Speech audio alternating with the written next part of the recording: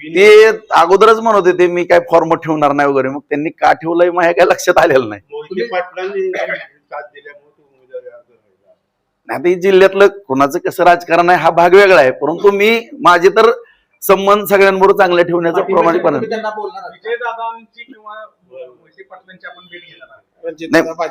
मुद्दा आता त्यांचं कशा पद्धतीनं प्रचाराची रणनीती आहे किंवा त्यांना मी बोललेलं आवडल का नाही आवडल किंवा त्यांच्या उमेदवाराचा प्रचार करताना त्यांच्या काय बाबी असतील ह्या सगळ्याचा विचार करूनच पुढचे निर्णय घेणं योग्य होईल असं माझ्यासारख्या कार्यकर्त्याला वाटतं. 616 आपल्या सोबत येतील असं विश्वास वाटतो मला कमीत कमी 550 ते 550 मताधिक्य एवढं मिळेल असं माझा आत्मविश्वास आहे.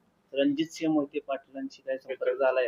भाजपचे आमदार आहेत, तुमच्यासाठी काय प्रचार करणार आहेत काय? नाही, अगोदर काय मी त्यांच्यावर बोलणं चालणं चालूच असते ना, त्याच्याबद्दल काय नाही. ह्या माध्यमातून नाही. आता शेवटी त्यांनी त्यांच्या पक्षाचा वगैरे उमेदवार उभा केल्या म्हणल्यानंतर ती त्यांचाच प्रचार